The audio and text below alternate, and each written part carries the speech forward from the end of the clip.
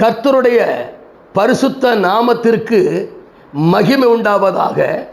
பிரியமான தேவஜனமே, நாம் இப்பொழுது சில வஞ்சிக்கிற ஆவிகள், என்னங்க வஞ்சிக்கிற ஆவிகள், அசுத்த ஆவிகள் இன்னைக்கு தேசத்தில் இருக்கிற ஜனங்களை எப்படியெல்லாம் ஆளுகை செய்த என்பதை குறித்து நாம் பேசிக்கொண்டு வருகிறோம். நான் ஒரு வசனத்தை வாசிக்கிறேன்.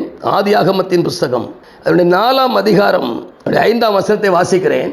காயினும் அவன் காணிக்கையும் அவர் அங்கீகரிக்கவில்லை. அப்பொழுது காயினுக்கு மிகவும் எரிச்சல் உண்டாகி அவன் முகநாடி வேறுபட்டது. பாருங்க, தேவனுடைய மனுஷனாகிய ஆதாம் ஏவாளுக்கு கொடுக்கப்பட்ட பிள்ளைகள் 2 பிள்ளைகள். ஒன்று காயின், இன்னொன்று ஆபேல். ஆபேல் ஆடுகளை மேய்த்து கொண்டு வந்தான். காயின் நிலத்திலே பயிரிட்டு பயிர் வகைகளை செய்து வந்தான். ஒரு நாள் கர்த்தருக்கென்று பலி செலுத்துவதற்கு ஆபேல் தன் மிருகத்தினுடைய தலையீற்றுகளில் சிலவற்றை கொண்டு வந்து கர்த்தருக்கு காணிக்கையாக படைத்தான். அவன் காணிக்கை கர்த்தர் அங்கீகரித்தார். காயினும் சில காய்கறிகளை கொண்டு வந்து கர்த்தருக்கு படைத்தான். தேவன் அங்கீகரிக்கவில்லை. அங்கீகரிக்காத பட்சத்தில் காயினுடைய முகநாடி வேறுபட்டது. என்னங்க, முகநாடி வேறுபட்டது. எரிச்சல் வந்தது. இந்த எரிச்சல் சாதாரண எரிச்சல் அல்ல, கடுமையான ஒரு எரிச்சல். அவன் காணிக்கை அங்கீகரிச்சார, ஏன் காணிக்கை அங்கீகரிக்கலையே?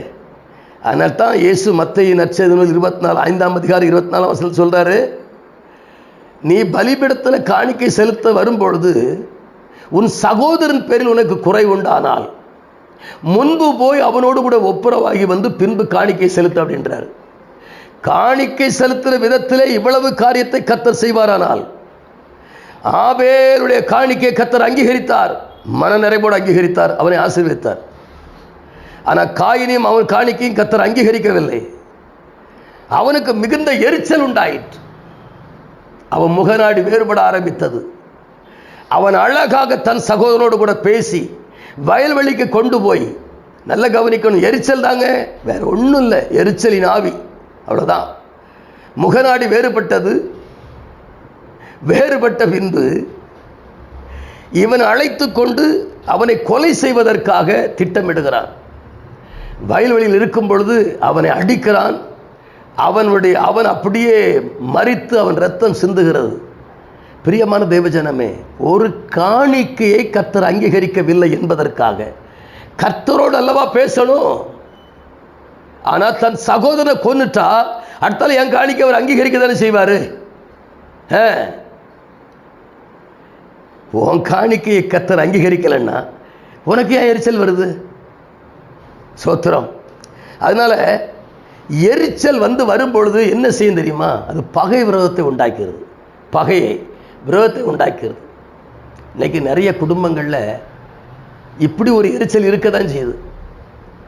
பாருங்க, அவனுக்கு 5 சென்ட் இடம் கொடுத்துருக்கீங்க, எனக்கு 3 சென்ட் இடம் தான் தந்திருக்கீங்க, இது என்னங்க நியாயம் அப்படின்னு இந்த 3 சென்ட் வாங்கினவன் 5 சென்ட் வாங்கினவனுக்கு விரோதமாக என்ன செய்யறான்? அவனுக்கு எரிச்சல் உண்டாகுது.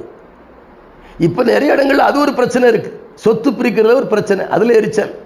இப்படி எரிச்சல் பட்டு வாழ்ந்து கொண்டு எப்படி நித்திய ஜீவனை சுதந்திரிக்க முடியும்? அதனால தேவன் எதை செய்தாலும் நன்மைக்கு தான் செய்வார் அப்படின்னு விட்டு கொடுத்துருங்க. கர்த்தர் ஆசீர்வதிப்பார். நாம் ஜெபிப்போமா?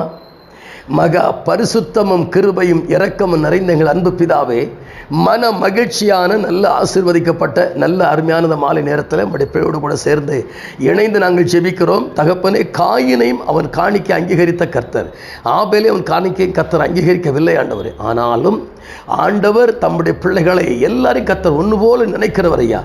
ஆண்டவரே, காயினுடைய எரிச்சலினால அவன் சொந்த சகோதரனே கொன்னு இன்னைக்கு நிறைய இடங்கள்ல அந்த மாதிரி இருக்குதப்பா. அப்படிப்பட்ட காரியங்களுக்கெல்லாம் விலகி மனம் திரும்பி வாழ கர்த்தர் உதவி செய்கிறாங்க. ஆட்கொண்டு நடத்துங்க, பொல்லாப்புக்கு விலக்குங்க, தேவக்கரம் கூட இருக்கட்டும், நெருக்கங்கள் நீங்கட்டும், விசாலம் உண்டாகட்டும். ஆசீர்வாதம் இயேசுவின் நாமத்தில் ஜெபிக்க நல்ல பிதாவே. ஆமேன், ஆமேன். God bless you.